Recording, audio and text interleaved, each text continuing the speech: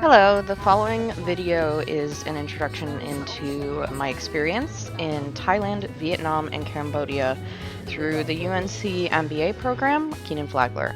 Within Thailand, our main focus during the summit was what Thailand's culture and political and economic stances were with regards to their business and how they conduct it. One of the biggest things that I learned was the fact that Thailand is known as being an extremely cooperative country. They are one of the few countries in their region that was never colonized, and this is due to, their friendly nature and their ability to work with everyone. Another thing that surprised me about Thailand was the sheer quantity of people who spoke English. Learning that English was not only common but well spoken throughout the country was awesome in the sense that it made it easy to travel, but also truly emphasized just how much their economy and culture rely on the US and other Western countries to grow and do business. One theme that I saw repeated throughout this trip, regardless of country, was the impact of the United States choices on the individuals of these countries. Because they rely so heavily on the economies that we provide, when we make choices that affect them,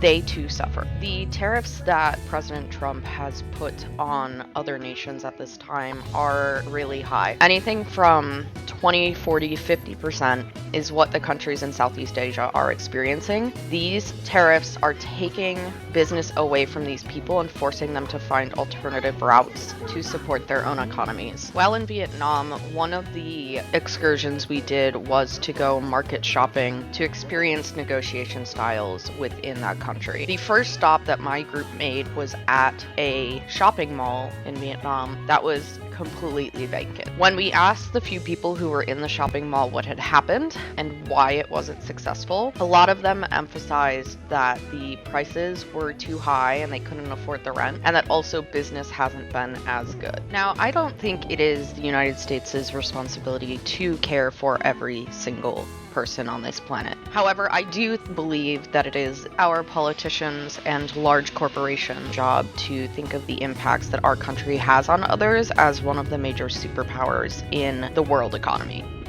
One sentiment that seemed to be shared amongst our group while we were there, though, was that not a single one of us was adverse to spending ample amounts of money on souvenirs or trinkets in these countries, because we felt that our money, regardless of how little or how much it was going directly to the individuals that owned these companies. In a sense, this is a little different than how we would feel in the US, where our money pretty much exclusively goes into corporations if you're shopping in your day-to-day. Probably the one exception would be a small business, and I guess to the extent that we consider it as one, these small businesses in Vietnam, Thailand, and Cambodia could be the same thing. I think the largest difference there is that they are the majority and not the minority.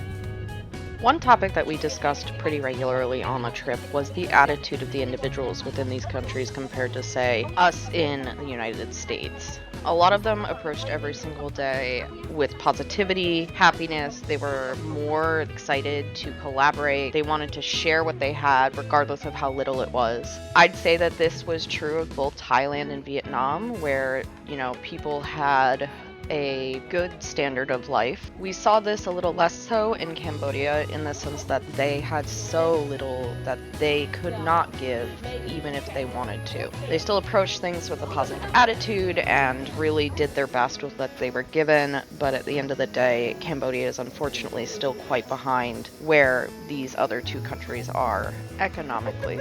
We are so extremely privileged to have been able to go on this trip, and I am very grateful for being given the opportunity to do so, because it truly gave me insight into how these countries operate and things we need to consider when we are working with them, especially in the business world. There are a lot of considerations that they need to take in place that we typically wouldn't even think of. One in particular is the fact that a lot of their workers, or at least younger workers, are so desperate for jobs and economic opportunities in these countries that they are willing to move far away from their families in order to experience that. When speaking with some of the cruise staff in Ha Long Bay. A couple of them had mentioned that they were happy to have given the position and be able to make money to send back to their family, but that they really miss their family and wish they could have been closer to home. That sentiment was echoed again by the students in the hospitality school at Shintamani. The Shintamani hospitality program is a great example of something that isn't all that big, making a massive difference within a community. The Shintamani Hotel boasts that all of their hospitality students have been placed in a full-time job and have been provided with the skills and tools needed for them to excel and make money and move up in their world. A lot of these students don't view this as their final place in life. They view it as a stepping stone to get to greater things. And that is a great opportunity, but it does come at the cost of leaving the space you grew up in. To those of us who've grown up in Western culture, leaving your family for opportunities abroad, within your country, a state over, towns over, is completely normal because that is what we value in our culture. We value independence and success. The cultures in Southeast Asia are very community focused, and for these kids or young adults to be leaving their families to go work these jobs elsewhere is completely counter to what their culture has raised them to value. Despite all of the challenges, these countries continue to produce not just phenomenal tech, they also have some of the most beautiful art I think I've ever seen. I am so grateful for the time that I was able to spend in each of these locations. The final topic that I do want to cover is the landmines within Cambodia. Unfortunately, Cambodia is still dealing with the aftermath of war in their area, with millions of landmines still being underneath the ground in farmland. These landmines have continued to add to the struggles that Cambodia experiences, especially with regards to farming, which is a very common occupation for those with low economic status. The fear of the threat of your life being taken every single day while being out in the fields just trying to provide for your family is unlikely to be one that you've experienced living here in the United States. Thankfully, there are groups like Apopo who work to get rid of these landmines, but unfortunately the sheer quantity of them have made it difficult to achieve. All of these things considered, it really does feel like Cambodia was set up to fail and left to suffer on its own in a post-war setup, while also currently dealing with border skirmishes from Thailand. At the end of the day, Vietnam was by far my favorite country, followed by Thailand, and both of those countries would be fun to work with as a business opportunity and something I would love to do in the future. However, I think in the end, my heart lies with Cambodia and helping the people there improve their lives. If I was to spend time either volunteering or giving money, I do think Cambodia is the one